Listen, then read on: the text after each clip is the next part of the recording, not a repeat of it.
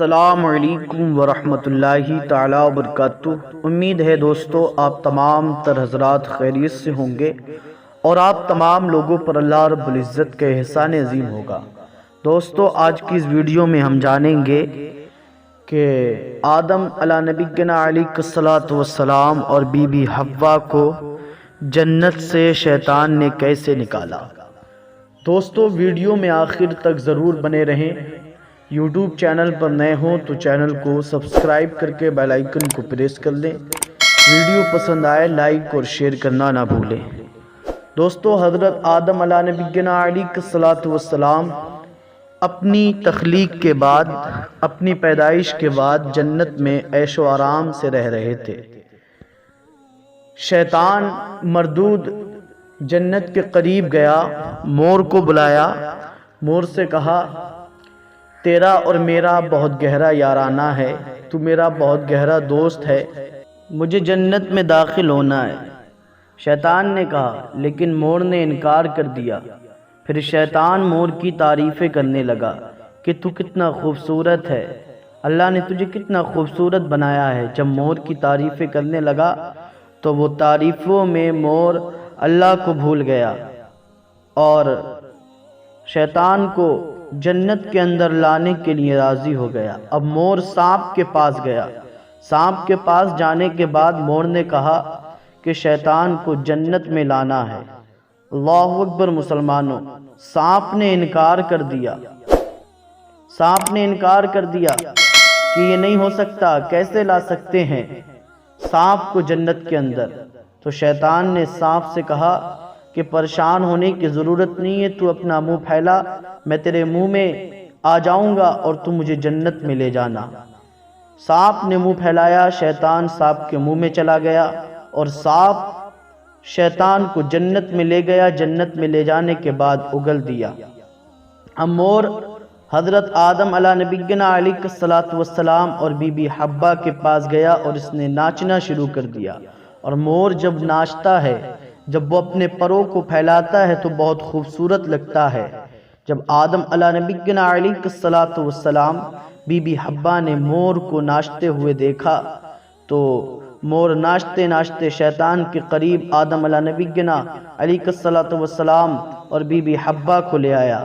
جب آدم علیہ السلام نے شیطان کو دیکھا اور شیطان کے بارے میں آیا ہے کہ اس کی شکل خنزیر بندر کی طرح ہو گئی تھی۔ اللہ اکبر مسلمانوں، آدم علیہ السلام نے شیطان سے کہا تو یہاں کیا کر رہا ہے، تو یہاں کیسے آیا؟ تو شیطان کہنے لگا کہ میں تمہاری وجہ سے جنت سے نکالا گیا تھا، میں نے تمہیں سجدہ نہیں کیا تھا، اس وجہ سے مجھے جنت سے نکال دیا گیا تھا۔ میں اپنے گناہ پہ بہت شرمندہ ہوں، نادم ہوں، اپنی خطا پہ میں معافی طلب کرنے آیا ہوں۔ آدم علیہ السلام نے کہا معافی طلب کرنے آیا، یہ تو اچھی بات ہے۔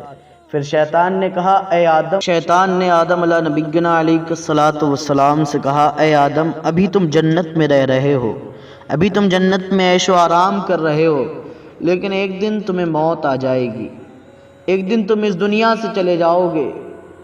اللہ اکبر مسلمانوں، اس نے کر کے دکھایا کہ جب انسان کو موت آتی ہے تو کس طرح کی تکلیف ہوتی ہے، کس طرح کی اذیت ہوتی ہے، یہ سب کر کے دکھایا۔ اے آدم، ایک دن تمہارا یہ حال ہوگا، تمہیں موت آ جائے گی۔ اللہ اکبر مسلمانوں، آدم علیہ الصلوۃ والسلام نے کہا تو کہنا کیا چاہتا ہے؟ تو شیطان بولا میں چاہتا ہوں کہ آپ فرشتوں کی طرح زندہ رہیں، آپ فرشتوں کی طرح ہمیشہ زندہ رہیں، آپ کو موت نہ آئے۔ اللہ اکبر مسلمانوں، آدم علیہ الصلوۃ والسلام نے فرمایا تو پھر مجھے کیا کرنا ہوگا؟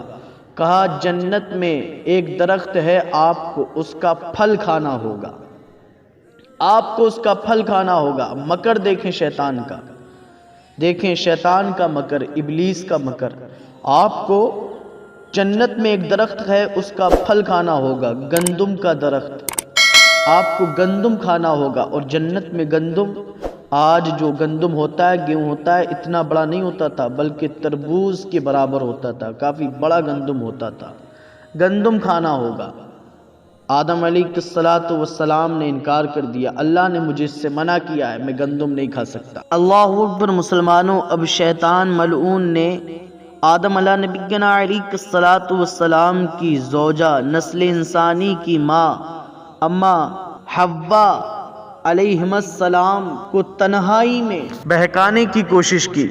کہا دیکھو اس گندم کو کھانے سے کچھ نہیں ہوگا، یہ آپ کھا لیجئے، کچھ نہیں ہوگا۔ عورت ناقص العقل ہوتی ہے، اس نے کہا کہ پہلے میں کھا کے دکھاتا ہوں، دیکھیں کچھ نہیں ہوگا اس سے۔ پہلے شیطان نے کھا کر دکھایا، کہا دیکھو کچھ نہیں ہوا۔ عورت جو ہے وہ ناقص العقل ہوتی ہے۔ حضرت آدم علیہ نبینا علیہ السلام کی بیوی، نسل انسانی کی ماں حوا علیہ السلام نے گندم کھا لیا اور آدم علیہ السلام کی بارگاہ میں گئی، کہا کہ آدم علیہ السلام آپ بھی کھا لیجئے، اس سے کچھ نہیں ہوگا، دیکھیں مجھے بھی کچھ نہیں ہوا، شیطان نے مجھ سے کہا تھا کہ کچھ نہیں ہوگا۔ اب اسی طرح آپ دیکھتے ہیں دنیا میں عورت جو ہوتی ہے، بیوی جو ہوتی ہے، تو اس کی بات کو آدمی مان جاتا ہے، شوہر کیسی نہ کیسی اس کے دماغ میں بیٹھ جاتی ہے۔ اسی طرح آدم علیہ السلام کے ذہن میں بی بی حوا کی بات بیٹھ گئی، آپ نے بھی گندم کھا لیا، گندم کھا لیا، شیطان کے بہکاوے میں آ گئے۔ اس طرح آدم علیہ نبینا علیہ السلام کو، بی بی حوا کو، شیطان کو جنت سے اس وجہ سے نکال دیا گیا، اس وجہ سے جنت سے نکال دیا گیا، اور انہیں مور کو، سانپ کو سزا دی گئی۔ سانپ جو ہے نا جنت میں اونٹ کی برابر ہوتا تھا، اس کے پیر بھی ہوتے تھے، یہ چلتا تھا پیروں کے ذریعے، لیکن اب زمین پہ ریگتا ہے، اس کو یہ سزا دی گئی۔ اور مور نے شیطان کا ساتھ دیا تو اس وجہ سے مور کے پیروں کو کالا کر دیا گیا، مور کے پیروں کی جو خوبصورتی تھی اس کو چھین لیا گیا۔ اب جب بھی مور ناچتا ہے تو بڑا خوش ہوتا ہے، لیکن جب اپنے پیروں کو دیکھتا ہے تو رونے لگتا ہے۔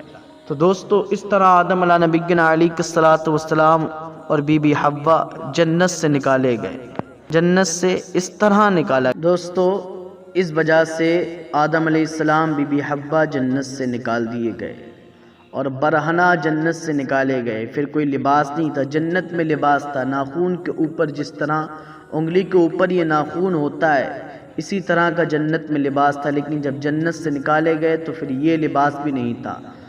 شرم آ رہی تھی، حیا آ رہی تھی، آپ نے پتوں سے اپنے جسم کو ڈھاکا۔ اس کے بعد کیا کیا ہوا انشاءاللہ العزیز نیکسٹ ویڈیو میں جانیں گے۔